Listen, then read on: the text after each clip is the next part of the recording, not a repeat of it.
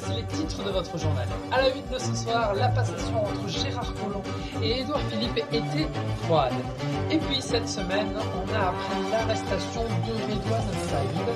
Et enfin, nous terminerons par notre page sport avec au programme du foot.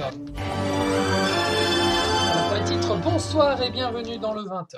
Avant de démarrer, je rappelle que le studio est toujours en travaux. De ce fait, ce JT sera enregistré. Je vous le disais dans les titres, la passation entre Gérard Collomb et Édouard Philippe s'est plutôt mal passée, regardez.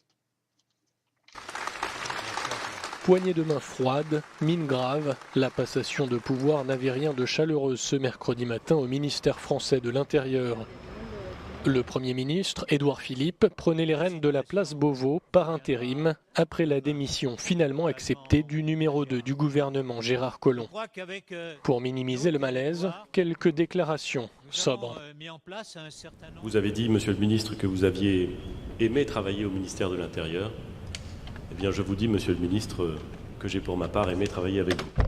Et l'assurance par Gérard Collomb d'une continuité quand l'opposition dénonce une crise de l'État. Et on l'a vu encore ce matin, le ministre allait démissionner. Cela n'a pas empêché les policiers d'arrêter Redouane Faïd. Et donc voilà, c'est la continuité de l'action de l'État. Merci à chacune et à chacun d'entre vous. Il restera toujours une petite part de vous dans mon cœur. Après 17 mois à la tête du ministère, Gérard Collomb redeviendra sous 15 jours maire de Lyon, comme il l'a souhaité. Rien n'a filtré sur son successeur, place Beauvau, qui pourrait être un proche d'Emmanuel Macron. Cette semaine, on a appris l'arrestation de Redouane Faïd. C'est la fin de 3 mois de cavale, regardez. Voici l'appartement où a été appréhendé Redouane Faïd. Les policiers sont intervenus en pleine nuit pour surprendre le fugitif. Il a été pris en pleine nuit, il y a eu une autorisation d'un magistrat pour rentrer au domicile en dehors des heures légales. Dans ces conditions-là, il a été, comme on dit, pris au saut du lit, à froid, et il n'a pas eu le temps de réagir. Lors de son arrestation, on peut le voir résigné, dépité. Une arme de poing est retrouvée près de lui, ainsi que ce pistolet mitrailleur. Comment Redouane Faïd a-t-il pu être appréhendé ? C'est en s'intéressant au portable d'une femme habitant à Creil dans l'Oise que les policiers ont avancé à grands pas. On s'aperçoit qu'elle sort souvent la nuit en voiture avec à son bord quelqu'un qui est entièrement voilé, qui porte une burqa noire. Et en même temps, on pense, au vu de la gestuelle, de la taille, de la carrure, on pense que c'est un homme. C'était en fait Redouane Faïd. Il avait choisi, en tout cas ces derniers jours, de loger à Creil, une ville qu'il connaît bien, c'est celle de son enfance. Et pour ce spécialiste, rien de très étonnant. Il est retourné là où il a appris le banditisme, là où il est devenu délinquant, là où il a grandi. Je vous rappelle que quand il avait même pas 20 ans, les policiers le surnommaient la terreur du plateau de Creil. Creil était aussi la solution la plus facile sans argent. L'ennemi public numéro 1 a tenu 3 mois en cavale. Sa précédente fuite avait duré 6 semaines. Également cette semaine, on a appris le décès de Charles Aznavour. Ces hommages nationaux ont eu lieu aujourd'hui. Regardez. Un hommage républicain, officiel et solennel, celui de la France et de l'Arménie à Charles Aznavour. Dans la cour des Invalides, ils sont venus, ils sont tous là. Plus de 2000 personnes ont assisté à cette cérémonie très encadrée, comme cela fut le cas pour Simone Veil et Jean d'Ormesson. Dans l'assistance de nombreuses personnalités du spectacle, Jean-Paul Belmondo, Danny Boud, Eddie Mitchell, Mireille Mathieu, Grand Corps Malade, Enrico Macias, des proches, mais aussi des personnalités politiques. Le président français Emmanuel Macron avait également convié le Premier ministre arménien Nikol Pachinian et le président Armen Sarkissian à prendre part à cet hommage en l'honneur de la double culture de Charles Aznavour. Cette cérémonie était retransmise en direct dans le centre d'Erevan, capitale d'une Arménie qui observait ce vendredi un deuil national.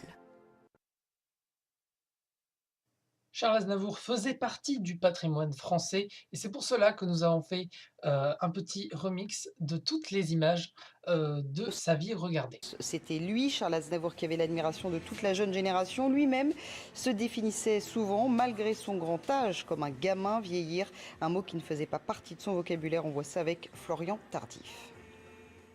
« Je suis un jeune vieux ». C'est ainsi que Charles Aznavour se décrivait. Fidèle à son style, il a su traverser les modes sans jamais se périmer. Je n'ai pas pris ce parti pris de paraître jeune dans mes chansons. Si le sujet est jeune, c'est déjà très important. Des mots précis, des refrains ciselés, la jeune génération voyait en lui un perfectionniste maîtrisant totalement son art. C'était pour moi la quintessence de l'artiste complet, c'est-à-dire de l'écriture à la composition, au jeu, à l'interprétation. Il jouait ses chansons jusqu'au bout. Intemporel dans ses textes, Charles Aznavour ne sous-estimait aucun autre genre musical. J'ai toujours soutenu la jeunesse. Mais le rap et le slam. Les yéyés aussi. Les rappeurs qu'il qualifiait lui-même de dignes héritiers des poètes et qu'il aura inspiré tout au long de sa carrière.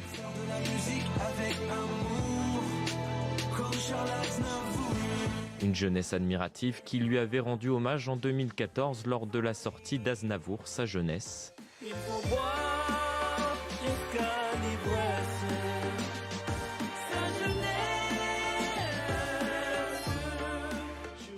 Charles Aznavour, un guide, un maître à penser pour plusieurs générations d'artistes s'en est allé. C'est à présent à eux de prendre la relève. Désormais, avec un brin de nostalgie. Cette semaine, on a assisté à la réintroduction des ours dans les Pyrénées. Regardez. Aux premières lueurs de l'aube, un hélicoptère transportant une caisse survole la vallée d'Aspe dans le sud-ouest de la France. À l'intérieur de la cage, une ours slovène en parfaite santé, dixit le ministère de la Transition écologique, qui précise qu'une autre femelle sera relâchée dans les prochains jours. Toute la nuit, bâton de berger à la main ou au volant de tracteur, les éleveurs s'étaient mobilisés contre cette opération de réintroduction en dressant des barrages sur les routes. Ce qu'on demande, c'est qu'il y ait une réelle étude et qu'une réelle concertation soit faite et une réelle étude d'impact sur les territoires et sur le pastoralisme avec la présence des ours. Voilà. Nous, c'est ce qu'on demande depuis longtemps et puis voilà, tant qu'on n'aura pas ça, on refusera cette réintroduction. Pour certains éleveurs, la cohabitation entre les ours et les troupeaux est impossible. Le maire de Sarrance annonce lui que la traque est ouverte. Pas question, dit-il, de laisser des plantigrades sur le territoire de sa commune. On va bloquer tant qu'on n'aura pas officiellement, on ne dise pas ce qui s'est passé. Et puis, on va démarrer la campagne d'effarouchement parce que c'est des bêtes, on ne veut pas les garder ici. Des ours sont régulièrement réintroduits dans les Pyrénées pour assurer la pérennité de l'espèce. C'est le cas dans la vallée d'Aspe où ne vivent que 2 mâles esselés. Enfin, nous terminons par notre page sport avec au programme du foot la 9e journée de Ligue 1 avec Toulouse qui joue contre Nice ce soir à 20h45 et puis Strasbourg se déplace à Angers samedi à 20h et enfin Bordeaux affronte Nantes dimanche à 15h. Voilà, c'est la fin de cette édition. Merci de l'avoir suivi. Prochain rendez-vous de l'information la semaine prochaine à 20h. Bonne soirée à tous, au revoir et à la semaine prochaine.